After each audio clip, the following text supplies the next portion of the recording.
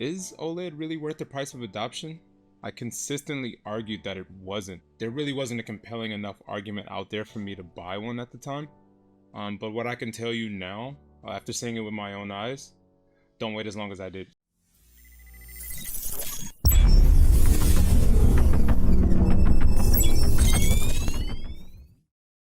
So let's get right into it. Let's start with my use cases. So my original use case at the time, actually, we had our previous TV, which was a QLED, which is kind of why I think I wanted to focus on QLED versus OLED.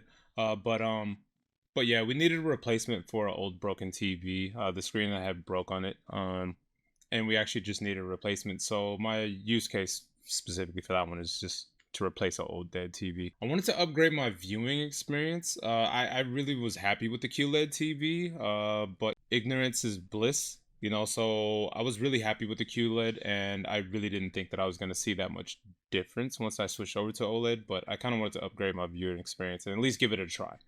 Since I could buy it from Costco and return it if I didn't like it, I felt like it was really low risk, high reward. And like most people now, you know, I spend a lot of my time, or the family spends a lot of our time kind of watching streaming services, right? So like Hulu, Amazon, Netflix. So if I'm watching things in 4K, which broadcast still doesn't provide 4K necessarily for all their channels, it was nice to kind of see how much this would look better over a QLED TV. So let's see the specs.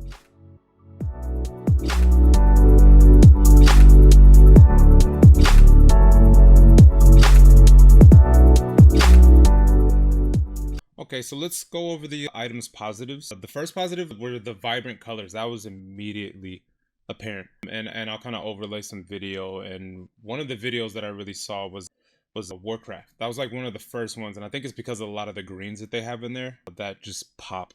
And that was just kind of crazy. And it seemed as if we were watching like an entirely different movie. So yeah, the vibrant colors was like the very first thing right off the bat. So the speakers were the next thing that we noticed were very different. You know, it's really kind of hard for me to kind of show that through the through video, but sometimes the bass was so heavy that actually we kind of thought someone was outside playing music really loud, or next door neighbor, but it almost kind of sounds like we're in a movie theater sometimes. It's really great speakers, and I was really surprised by that.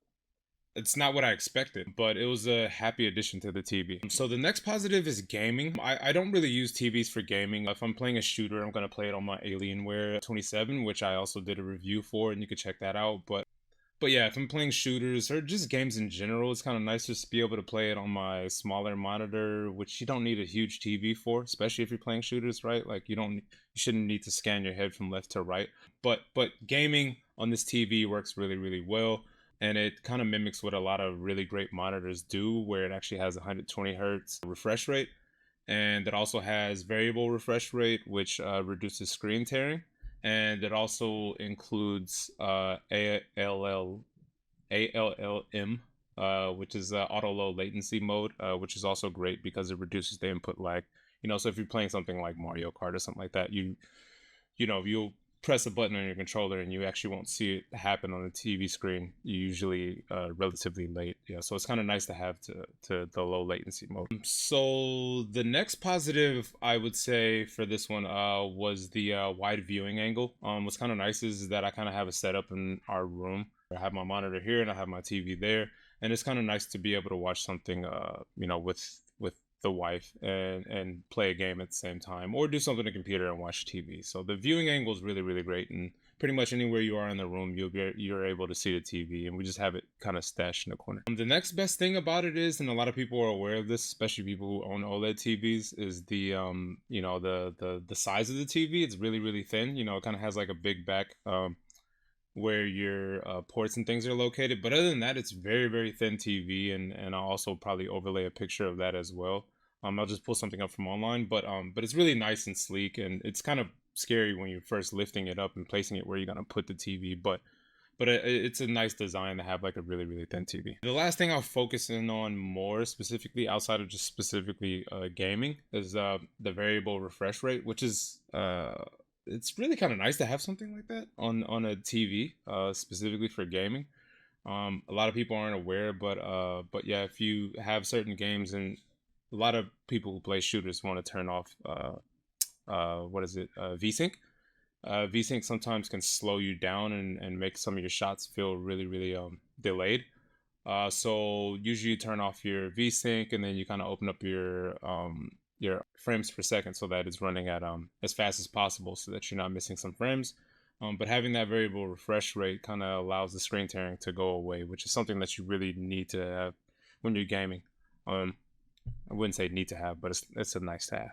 Okay, so let's go through some of the negatives. One thing that I did find about this TV was that it lacked Dolby Vision, which I actually really wasn't aware of. But from what I know about Dolby Vision, it's a nice to have if you have an OLED TV, but you're not really going to see that big of a difference in image by having Dolby Vision. So it's a nice to have, but it's not needed when you have an OLED TV. So another issue that I found about OLED TVs is that there's panel variability. And basically what that is that you'll see a difference in colors. Like if you actually have like two TVs next to each other, right? Like there may be a difference in colors and quality. But that panel variability isn't something that you need to worry about unless you have two of these TVs sitting right next to each other. There might be a slight difference, but it's not something that I think you or I or anyone that just has like one TV in one room that we have to worry about different. So the next thing that I really didn't like, and I'll overlay a video for that as well, is the Tizen Smart interface. It kind of feels a little bit more cumbersome on this newer TV. When I quickly want to be able to switch from like Netflix to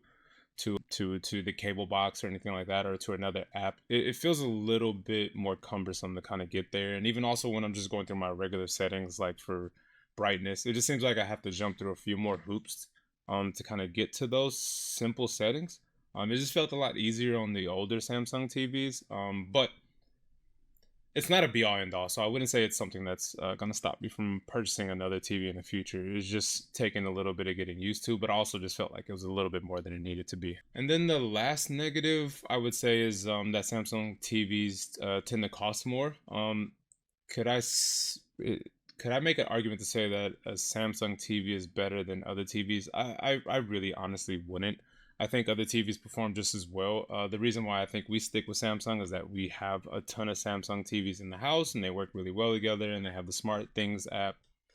So there's a lot of things that kind of make things kind of work together. It's something very similar that Apple does, right? Like Apple kind of makes everything kind of work easily with each other. So that's kind of a nice to have. And since almost every single panel that we have in this house, including my monitors, except for this one, obviously, our Samsung, we just kind of stick with Samsung panels overall. But yeah, I would say the cost for the Samsung TV is a little bit higher than others, but other TVs who are getting really good and catching up to Samsung are are kind of right behind them and in price.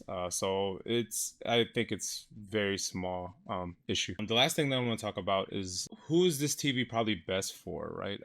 I specifically mentioned QLED versus OLED here, or not mentioned, but I just have that image there, right? And what's the difference between QLED and OLED? It kind of depends on the environment that you have where your TV is set up. If you're in a really highly lit room that's really bright, or maybe even has like a window that casts a lot of light in the room, QLED is going to be better for you just because it's a brighter TV. But if you have a dark room that doesn't really have like a whole bunch of light and you can actually make it relatively dark when you're watching TV, then the OLED is going to be a lot better for you. So that concludes my review of the Samsung S90D. I'm curious what users are currently using right now. Let me know in the comments. How do you feel about your OLED versus your previous version of TV? Let's have a conversation about it. But I'm not gonna go back from OLED. I really like that, specifically for our main room where we watch TV, and I'll stick with it forever. So thank you for watching my review. This is TB Tech, and hopefully you'll look out for my next video. Don't forget, like, subscribe if you enjoy the videos. Help support me, and hopefully I can get out more reviews to help you guys when you're shopping for a new product. Thank you.